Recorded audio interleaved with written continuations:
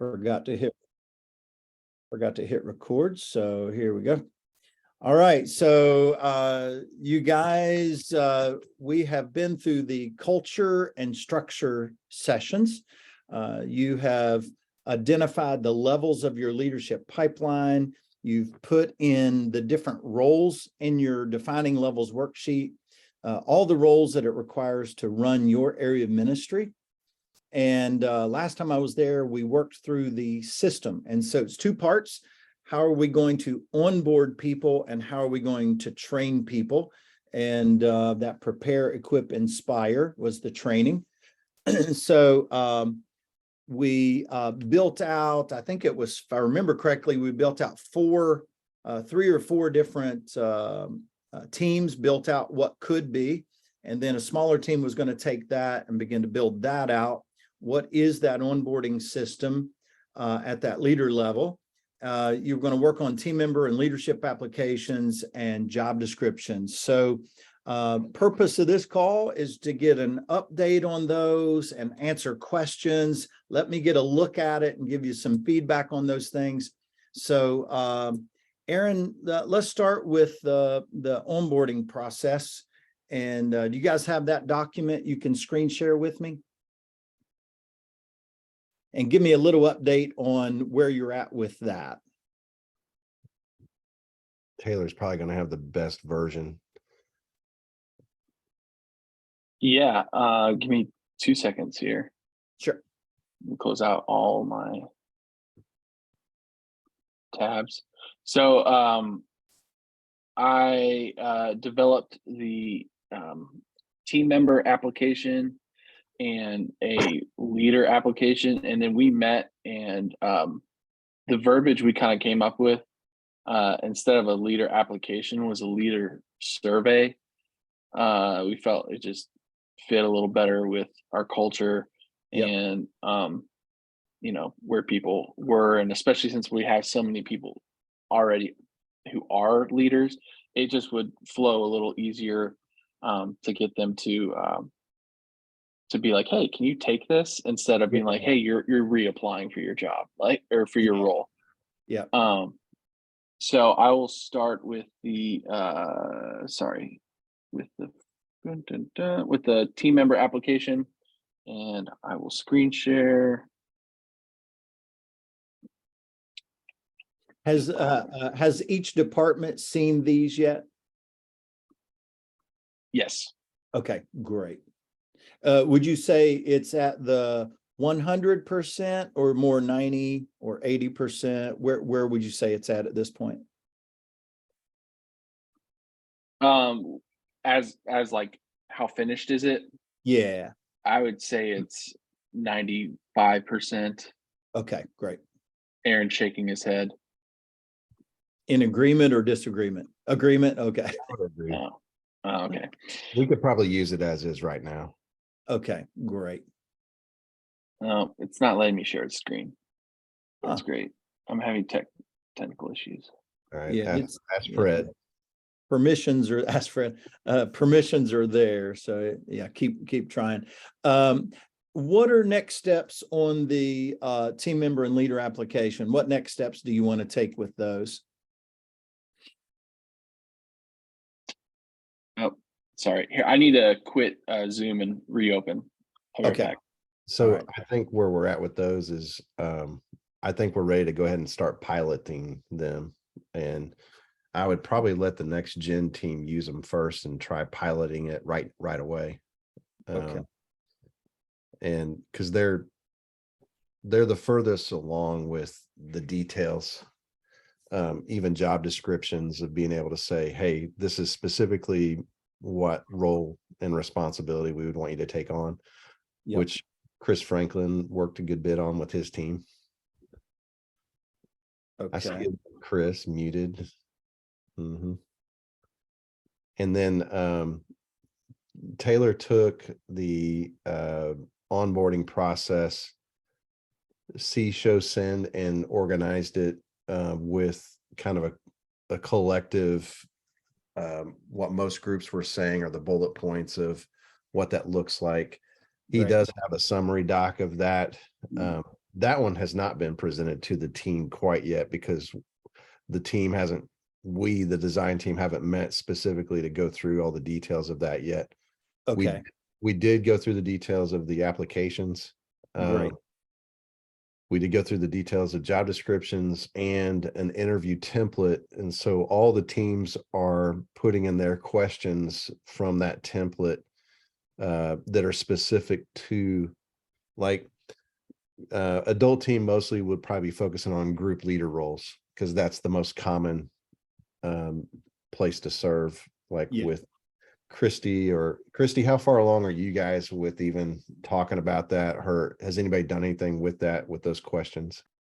Yes, so we had a meeting today, and adult teams is a little complex because yes, group leaders is probably the thing that's the most common, quote unquote, because it's really just me and Andrew that would have pretty similar descriptions and a pretty similar structure.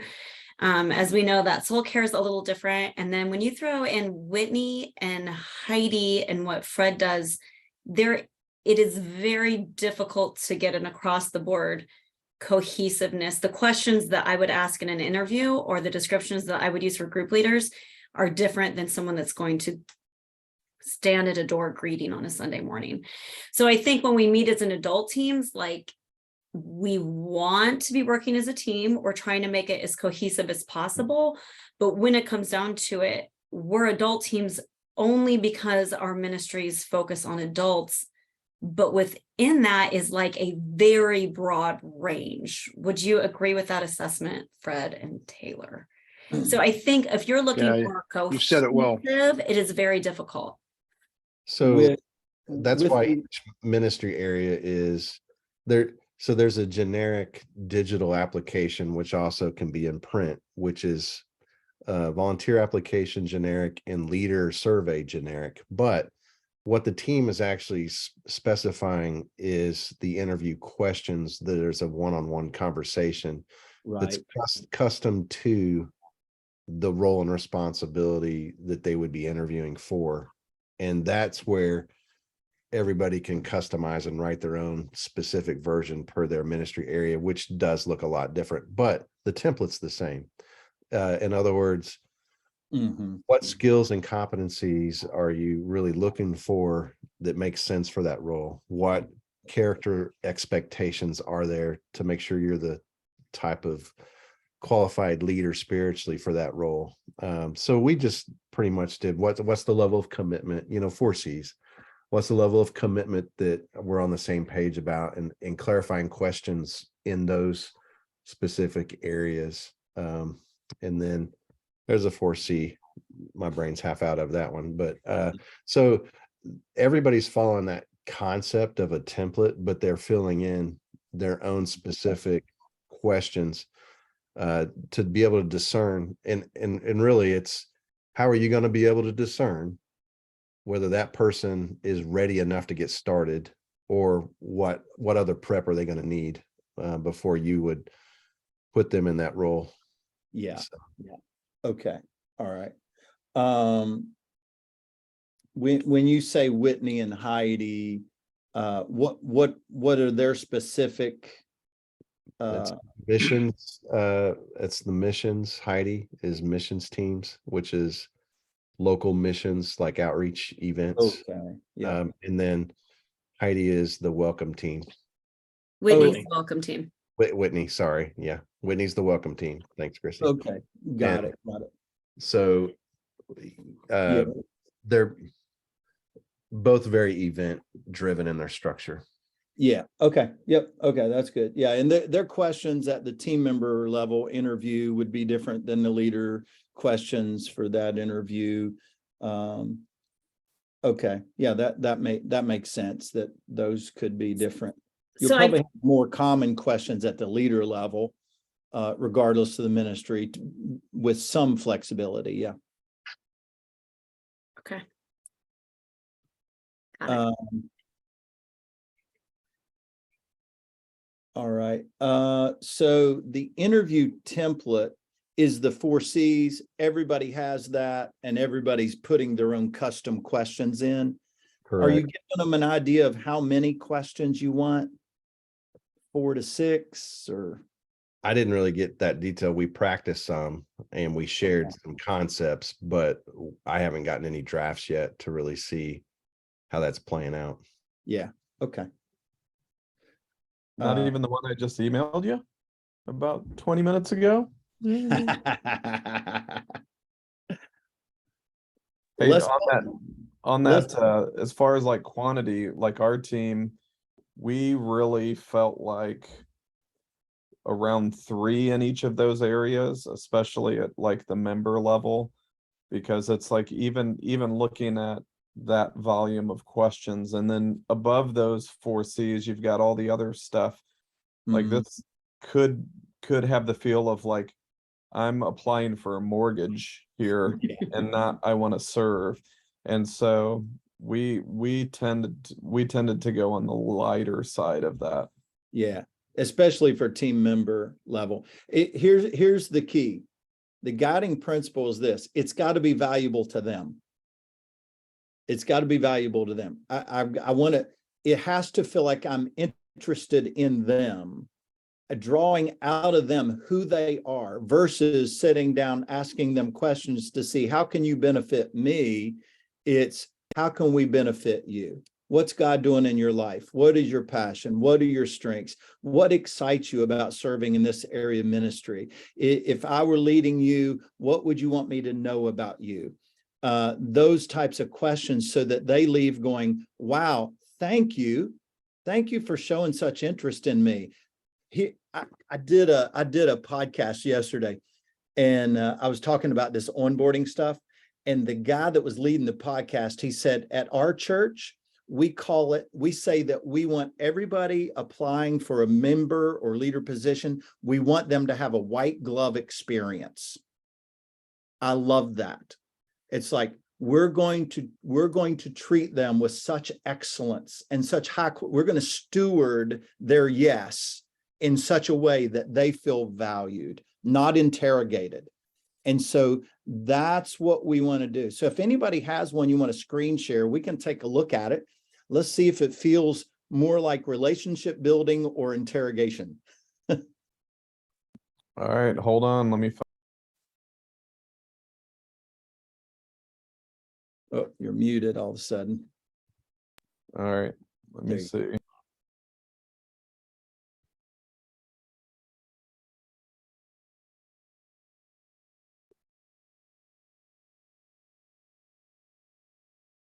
And while you're looking for that, Taylor, did you find that onboarding? Okay, great. We'll look at that next. Yep. I will screen share.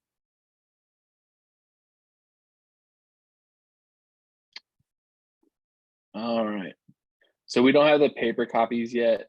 Oh, this is I've the got- application, not the Yeah. interview, right? Okay. Oh yeah, sorry. So this is the test profile. So it's built through Planning Center, which is where we're eventually heading with our data management. So that way it's stored for everyone. And this person's name is Lion King. Yep, phone number, address, birth date, gender, marital status. Just we wanted more the touch points to keep people's information updated. And then what area of ministry are you interested in serving in? We have it all the different areas listed. Then simple question of how long have you been attending? Have it broken down, 6 months, 6 months to a year, 1 to 3 years, greater than 3 years. Love that. That's good. How'd you hear about this opportunity? Either by staff, I gotta clean that. Staff member, word of mouth, church website, MPTV, social media. So that way we can track how effective we are in certain areas of getting people involved. Yeah. Professional background, just again, it's doubling, but there's different categories, and then a confirmation to a background check if they're if it's needed, and then if they're under 18, it asks for their parents if there's a condition. Okay. So yeah, so that's the team member. And then the leader, again, we want to have as many touch points as possible for people to be able to update their information in case they move. And then church involvement is what other areas of ministry, if any, do you serve Mount Pleasant? And then have you discussed this leadership opportunity with the leader of that other ministry area? So that way people aren't just jumping around, going from place to place. And, you know, we don't want to discourage anyone from serving in multiple areas, but that way we're encouraging people to communicate. And then we wanted to structure it more as a commitment. So they commit to leading at home, commit to solving conflict in a biblical manner, commit to personal growth, and then commit to teaching in alignment with the beliefs of Mount Pleasant, and then they can find the beliefs there. And then here we have the Mount Pleasant Christian Church's campus commitment. So this is our commitment to them, which we'll do apprenticeships, huddles, and conferences, and then they commit to all the stuff above and a confirmation saying that they're not an employee, that kind of thing. Okay. That's excellent. Excellent. One thing you might want to consider on this leader one, you may want to go back to the team member one real quick and scroll down to oh yeah, how did you hear about this opportunity? May want to know that one as well, to see if it was a staff member, an existing leader, word of mouth. Again, tracking where are these leadership leads coming from? And over time you can begin to see, wow, 90% is coming from staff. Well, that's telling us that our volunteer leaders are not recruiting anybody or identifying anybody. And so that just something to consider. Because I really like that. How did you hear about this opportunity? And so even under the team member, when you might want to add an existing ministry leader or something like that, might be another good option. You know, somebody within the team recruited them, something like that. Another volunteer. Yeah, I think we could rephrase word of mouth to kind of direct more in that direction. Yeah. Okay, that's good. All right. Do you have the onboarding, that see, show, send? Do you have that bulleted out that you can show us as well?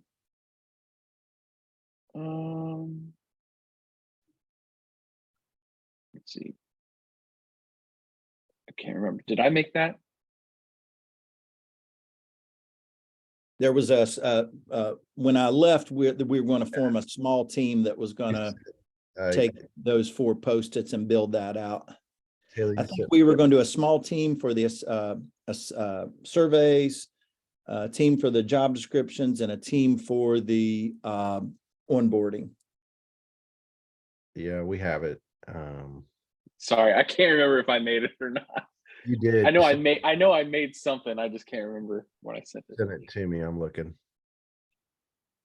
All right, Chris, you can go ahead and screen share that interview form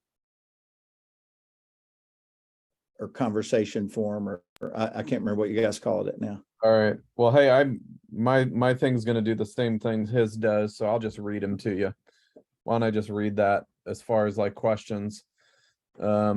For member level and children's ministry, at the character level, a couple of questions we have are, what are 3 words that people would use to describe you?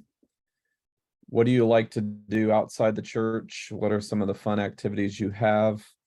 Trying to dig in a little bit about what kind of lifestyle they have. One of the things we wrestled with even on the character level is how to ask and discern information about, are you the same person on Sunday that you are during the week? And like, what does that look like? But we haven't really mastered a way to ask that. From a competency, we have, tell me how comfortable you are with technology. Are there any struggles you have with technology? Because all of our ministry areas have that, just to kind of get their feel for what that looks like. Have you ever worked with kids before, children, and what was that experience like for you? Tell me a little bit about that. What are some things that you have found in your own life that are effective to deal or combat stress or difficult situations? Commitment, what does your family schedule or rhythm look like? And by that, we actually need 3 different answers. What does an average week look like for you? What does a typical season look like for you? Are there big gaps that we need to be aware of? And what does an average year look like for you? What kind of rhythm do you have with that? Such as, I have a daughter that's in competitive cheer for 7 weeks out of the year, and I'm gone 12 of those Sundays for that 7 weeks, or something along that line. I know some parents that are. So chemistry, if you had the choice of baby snuggles, preschool play, or elementary energy, which one would you choose and why would you choose that? Then a kind of a secondary question is, out of those 3, which one excites you the least? Like brings you the least amount of joy?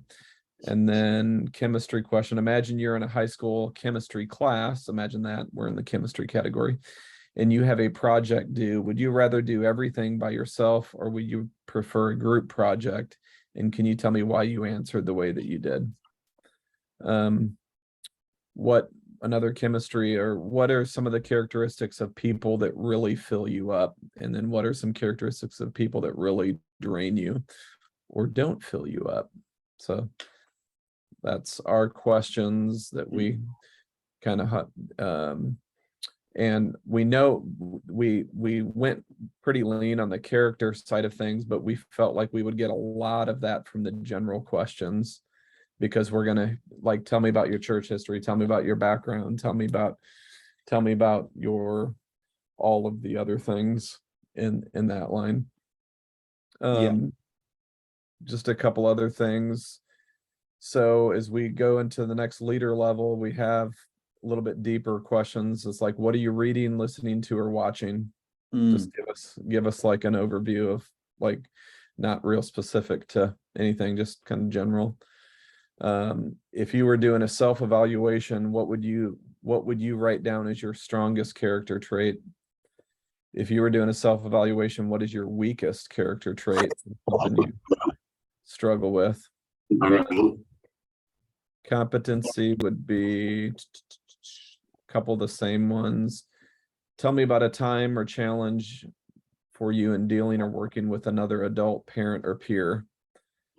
Tell me about a challenge or time dealing with or serving with a child in the area in which you are looking to serve.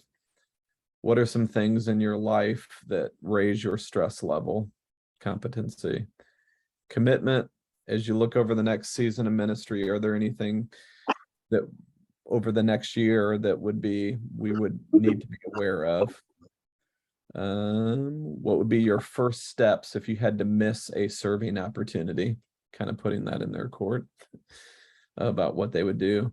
What's your general health and family health look like? Anything we need to be aware of on the radar? We can be chemistry, desired age group, energy. What about that desired age group makes you anxious or nervous? If you had 2 hours of free time, would you choose solitude with a book, a coffee shop, shopping, a party, or something else? And you can insert your answer there. And what is your definition of working with a team? Okay. All right. Good questions. A lot. That's a lot. And so I don't know if somebody would use all of those or a selection of those, but I like that you might have more than necessary, because you might get a read on a person and go, I'm not going to ask that question, but I got another one I can ask. So it's, I would always rather have the option of having too many than too few.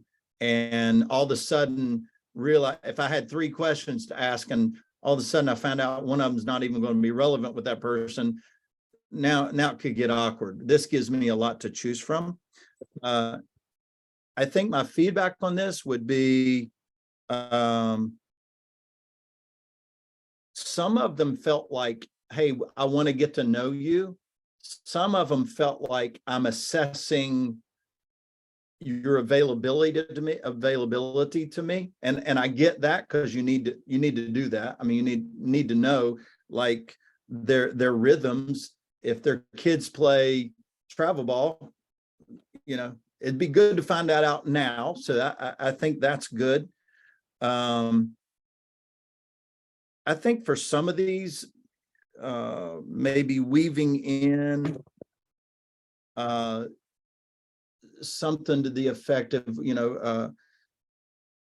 maybe even, I like what one excites you, but maybe even which one do you feel like God is impressing on your heart? Even the self-evaluation. What's the Holy Spirit doing in you right now? What's the Holy Spirit revealing to you right now about an area of character you need to grow in? What's an area that God has recently been, what's a way that God has been teaching you to trust him recently? And so now it's entering into a little bit more discipleship conversation, getting to know their soul, and not just qualifying them for the role. But I think you're 90% there with your questions. It's good. All right. So any questions on the interview? So that's a good sample. I think if you send that out to everybody, that's helpful. When you look at somebody else's sample, they can steal half those questions probably and make it easier for them. So that's good. I'm stealing them right now. So I saw some of you writing down. Yeah. You guys, here's what I want you to recognize. When you feel like something's valuable to somebody, you knock it out. If you haven't knocked this out yet, it's likely you're feeling like this isn't going to be valuable, or I'm not going to use it. So don't create something you're not going to use. Create something you're going to use.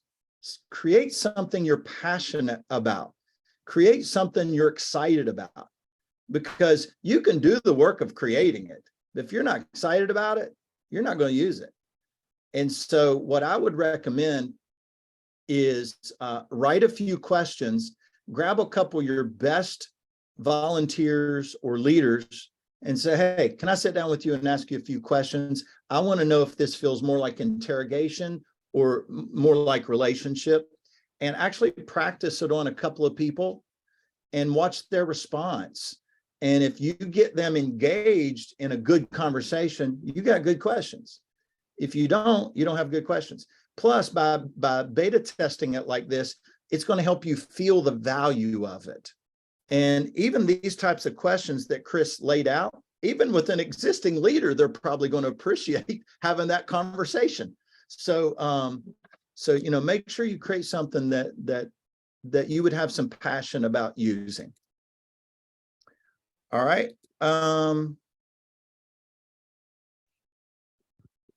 Anybody have those see, show, send? Yeah, Taylor should have that doc ready to share now.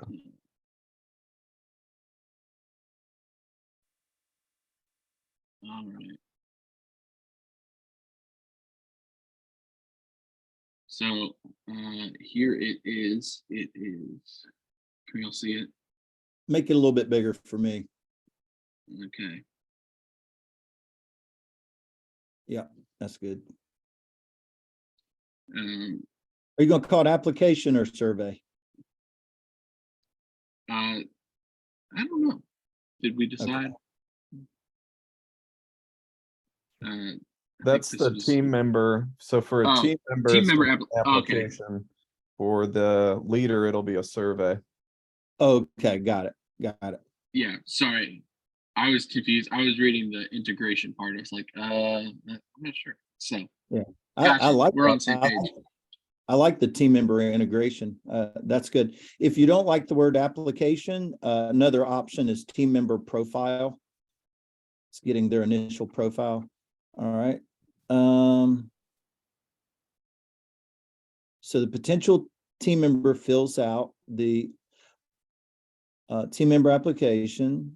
The connections team will review preferences from the application and forward it to the relevant ministry lead. If the person was not directed to fill out the application by a staff member will set up a conversation to present an ICNU conversation, present the job description for the role. Both parties pray for a couple of days about the opportunity. All right. Under C, there, I would go back up to A, and I would add something prior to that, and it is identify potential leaders through and have the different avenues. Through staff member, identify a potential team member, the website, what's the top of the funnel for you? And it's those things on that checklist, on that team member thing, the website, the staff person, identify them. So that's something you might want to add up as a A. All right, let's go down to B. Under number 2. Hey, Mac. Yeah. Something just more of a clarifying question. I think what you just hit on there for about 10 seconds and are going to go on is an area that is probably needs a lot of unpacking for us as a church, because we've had different tops of the funnel and different types of as an organization, when you get to a certain size, I can't go out and recruit 200 volunteers and I see, I can't, the level of me having personal conversations with every single person to even identify to get them into the funnel, where in the past we've had a central hub, which we've called Connection Point, is an introduction to serving in the church. We do that first kind of spiritual gifts analysis test to just kind of give a general overview, and then it's it was an entryway or a gateway to that. We don't do that now. We don't from a top of the funnel, it's very undefined right now. And okay, let's go back up to that, Chris. It's a lowercase a. It would be right before that capital A. Yeah. Yeah. Let's go ahead and put that in there so we don't forget this. I know you won't be able to see this probably, but this is from when I was on site. It's a post-it we did together spontaneously where I drew a funnel. Mm-hmm. And I asked you guys to tell me what the top of the funnel was. And here's what you put. Looking within staff members identifying is basically what it said. Boy, I can't read my writing.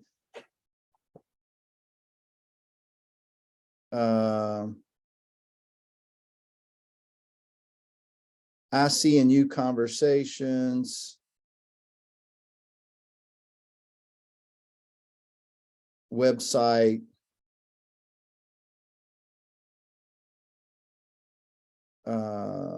what are some other things you guys use to identify leaders?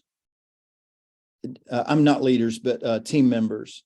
So for instance, in children's ministry, it's one of the higher volumes of, it's a pretty easy access point, pretty easy ask as far as what that looks like. We have a general, let me take a step back. We have a lot of people come to us, they'll be like, hey, how do I get involved? It's not a matter of they kind of self-identify the top of the funnel what that looks like. So we point them as their kind of first step is to get some information to us. And it's just like a name, phone number, and email address. So it's like they're a large number of people come into children's ministry that way of Yeah. like, hey, but then that's when we would go down to the other letters of the other things. But yeah, Okay. that makes sense. And somebody could go to the website. Yes, right. they still can. Okay. That's the same format.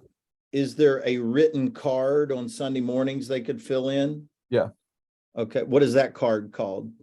It's just a little, it really doesn't have a name. If Connect somebody card? comes up to any of our children's staff, children's team members, volunteers, and they're asking, how do I get connected?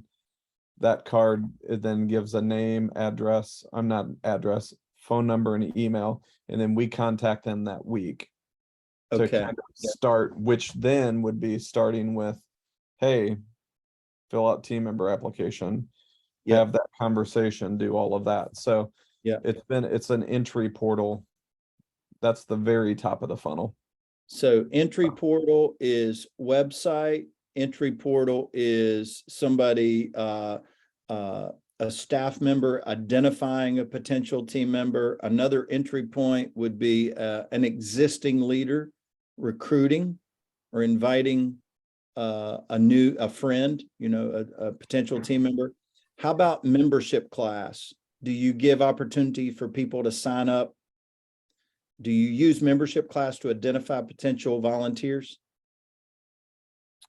We have Starting Point that is a great orientation to identify new volunteers, and that will probably be a major onboarding process for team members.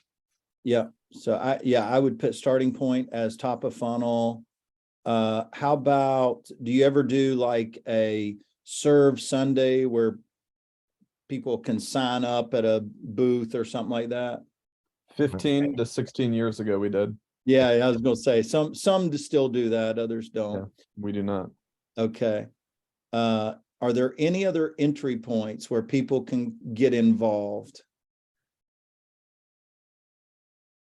Social media, I read some survey recently said that Guest connections is another one.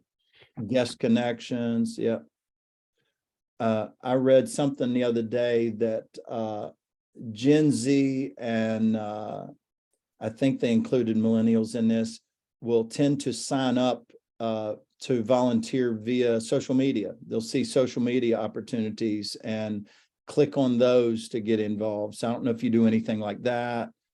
So yeah, you just want to identify what are, the wider you can make that funnel at the top, the more opportunity you have to grab people. Okay, let's, Chris, thanks for pausing us on that, because I think that's a good thing to flesh out more up there. Let's go down to show. We're getting close on time, so I want to make sure I get a good look at all this. All right, so now they've prayed and they say yes. So set a new team member up with your software. Collect availability preferences. Review expectations, outline the apprentice huddle conference process, introduce any content you would like for them to access, introduce their team leader, circle back each week of apprenticeship to see how they're feeling. I would, is it introduce them to their team leader or the person that's going to be training them? Is that two different? I would assume that it would be their team leader would be the person training them, but that was kind of whoever would be training them. Yeah, I would put introduce them to their, you can call it their mentor or apprentice or a trainer versus team leader, because ideally you want a team member training a team member. You want a leader training a new leader, a coach training a new coach. So people are reproducing themselves at the level they're at.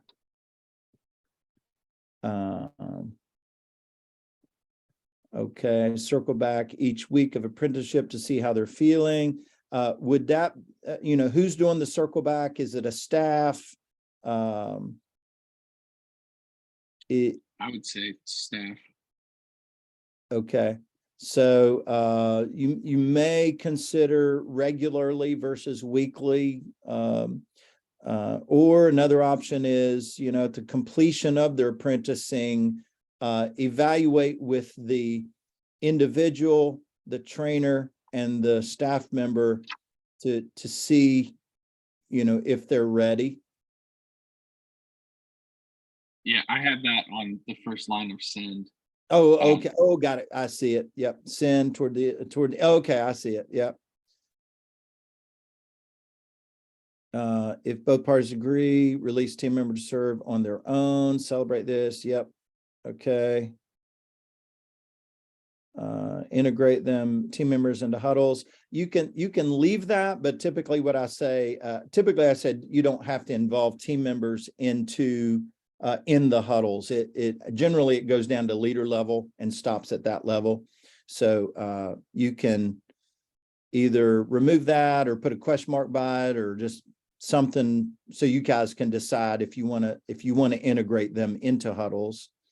And then encourage all team members to attend a conference. Okay, that's good. Mac, one Yeah. of the other questions, and this is in a lot of our discussions, we feel like, just on that C, as far as team members and difference between that and leaders, we have a lot of our ministry areas, not a lot, but one of the things that we're encountering is not a lot of level 1 volunteer positions outside of a certain few areas. Like children's ministry has quite a bit, and there's a couple others that do. Definitely the Impact Center would have some level 1s, but like for women's ministry, for small groups ministry, for high school ministry, for middle school, in a lot of cases, it's like at that level 2 leader level. And Right. so what even looking at a children's ministry, our 1s and 2s we're not going to, and this would be more of a question for you, but I'll lead the question with my my opinion on it, and you can be like, you're totally wrong, which I know you would never do. But the question is, to some level, is a lot of this, as far as identifying, I know when you get to a coach it might be different, but in children's ministry we have some people that serve that are clearly leaders, and we have some that are clearly not leaders. So is that a behind the scenes language that we would use, or would we actually like broadcast, like, hey, here's a list, a roster, this is children's ministry that are members, they're not leaders, but here's leaders, and like clarifying for that. But it all kind of points back to the huddle of on a Sunday morning, or whenever we would do a huddle, I would want to involve whether I've identified them as a 1 or a 2 in that. So that's kind of like a double question. Yeah. So yeah, let me start with the huddle question first. Yes, you can involve them in a huddle. It all depends on what you mean by huddle. And so we've not covered that yet. We'll cover that in a couple sessions. But when I say huddle, sometimes people interpret that as, oh, that's when you huddle up on Sunday morning and you cast the vision, you give them information, and you pray together. And most people call that a huddle, and that's fine. For those that do those short huddles like that, I say once them, and they do them every week. I say, if you're going to continue that, one option for you is to do training huddles once a month. So instead of vision, information, prayer, that 10-minute huddle becomes training. It's a 10-minute training. You do it 12 times a year, and it's a short huddle. And so I'll show you guys how to put together short huddles when we get to that section. Your other option is do you call those huddles, Chris? Yeah. Okay. Another option is take your training huddles and we brand it with another name. And so that it's distinguished from a vision, information, prayer circle up, where it really is development. And it's a huddle format, but it's focused on leadership development. So that's a couple options that will eventually get to that phase. And then your first question, yeah, absolutely. I would distinguish. Here are my team members. So I have 16-year-old Jimmy, who is in the classroom with the 4th and 5th grade boys, assisting and helping. He's a team member. I have, Mr. Frank, who says, don't give me any children. I just want to come in and help. He's a team member. But then you've got the people who are actually facilitating the discussion with the kids. They're trying to disciple these kids. Those are the leaders. Those that are helping are team members. Oh, and I clearly distinguish that. Totally understand that. My question is that going to be a behind the scenes, or is that going to be out in front? Like, hey, Jimmy, you're a member. Out in Steve, front. he's a leader. Like Yeah, out, kind of stuff. yeah. Because we have also, because here is other scenario is we have a lot of different teenagers that lead across our children's ministry area, and there are very clearly some of them are leaders, and Absolutely. very clearly some of them are not leaders. Yeah. And probably and that's actually the same with adults as well in ministry. And so from a language standpoint, what does that look like for us or Yeah. other ministries in defining that, like defining the role, like, hey guys, this is the day we're going to let you know where you landed in a Jimmy, you're not a leader. Steve, you are a leader, kind of role. Like how that's kind of something that I'm just curious as to where the level of importance is within the entire scope of a pipeline of like Jimmy, who just shows up, clearly knows there's a difference. And I think he already knows there's a difference, but a Yeah. clearly defined difference between Steve, who is a leader, level 2. Yeah. What I would do, anybody that's a teenager that is clearly a leader, just for safety's sake, you might want to call them a co-leader, but they are at the lead level, but they're under the authority of an adult leader. So like in one church I'm working with, they have a 15-year-old girl who is a coach in elementary, but she's a co-coach with a 56-year-old man. And so they do it together because they know they can't just let this 15-year-old, have that role without being under the covering of an adult. So for these teenagers that are in a role in children's ministry and they're leading, I would absolutely put them at the leader level. And again, just for safety, protection's sake, you might call them a co-leader where they're with a specific leader. Is that tend to be the case for you guys?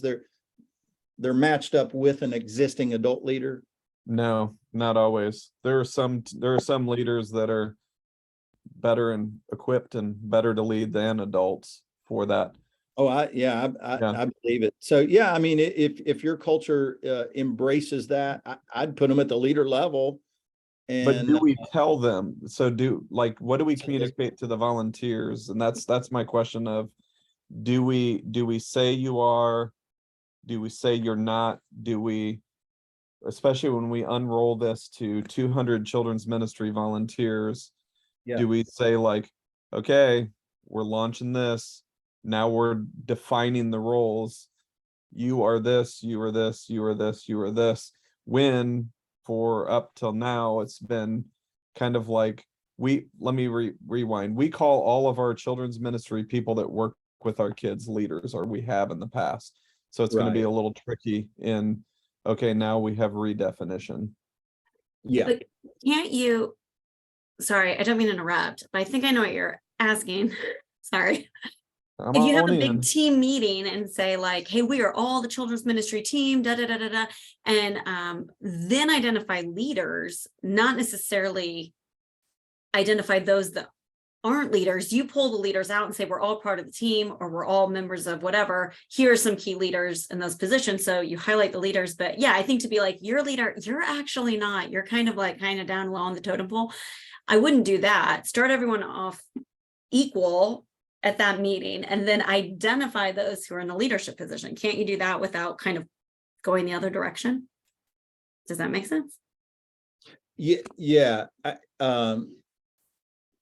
Number one, I would definitely delineate between those who are team members and those who are leaders, regardless of their age, because people need to understand where they're at in process. And there may be some who may consider themselves leaders, but you haven't. And then it's like, okay, awkward conversation. So I think you could have a meeting with everybody and say, hey, I want to introduce our leadership pipeline to you. I wouldn't post up everybody's name and say, here's where everybody's at.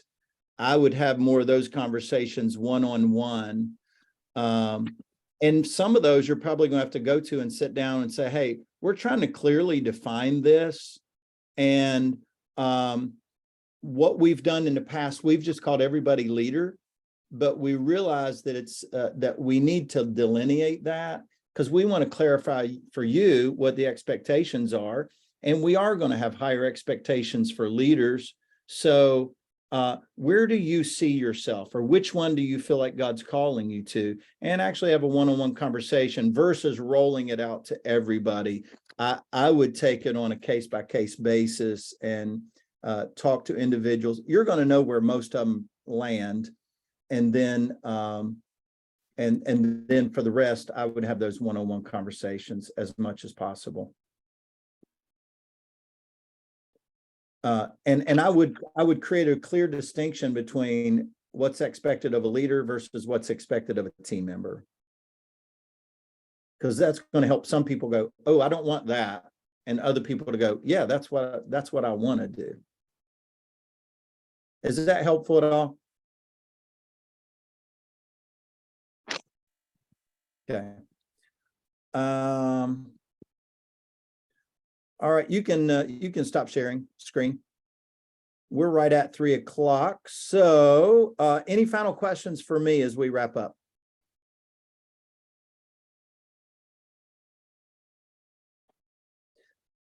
All right. Hey, job descriptions. What percentage would you say you're done on those? I have no idea on those. I think it's per ministry area. Again, this would probably be all over the place. Some are probably like 98% done. Others 2%. Okay. When I left last time, we were going to put a team together that was going to create a template and a sample. Do we have the template and the sample? Yes. Okay. I do. Yep, and- we do. And I would screen share, but I have to quit and start just like Chris Taylor Yeah, did. yeah, no, that's okay. Just email me the template and the sample. I would recommend taking that onboarding that we just looked at. Let this team hammer through that and word it out even better. And then once you have it worded where you're happy with it, copy and paste it to each of the other levels and make the small modifications and edits. And that way you'll be able to finish that pretty quickly. You guys, I'm back on site in a couple of weeks. Let's see, what is today? Today is Wednesday. Early next week, you're going to get an email with a training module.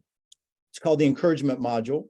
And so, Aaron, you'll want to pass that along to all staff, and everybody will need to complete that training module before I get there, because we're going to actually go through that apprenticing module together. And so you'll get to experience what that apprenticing module can look like and feel like. And so we're going to do that next time I'm together. So everybody will need to finish that. It doesn't take long to do. So that's what we'll be working on next time. And we'll be identifying the competencies at each level of your pipeline and identifying content for the levels of that pipeline. So Aaron, just send me over, once you get the onboarding edited, send that over to me. Job description template, job description sample. Would love to get copies of those, one of the interview guides, and then also your team member and leader application. If you could get me copies of all that, I'll put those in your file as well. But great job. Keep moving forward. And you guys, I'll see you in 2 weeks. All right. Thanks, Mac. Aaron, reach out if you have any questions in the meantime. All right. Bye-bye.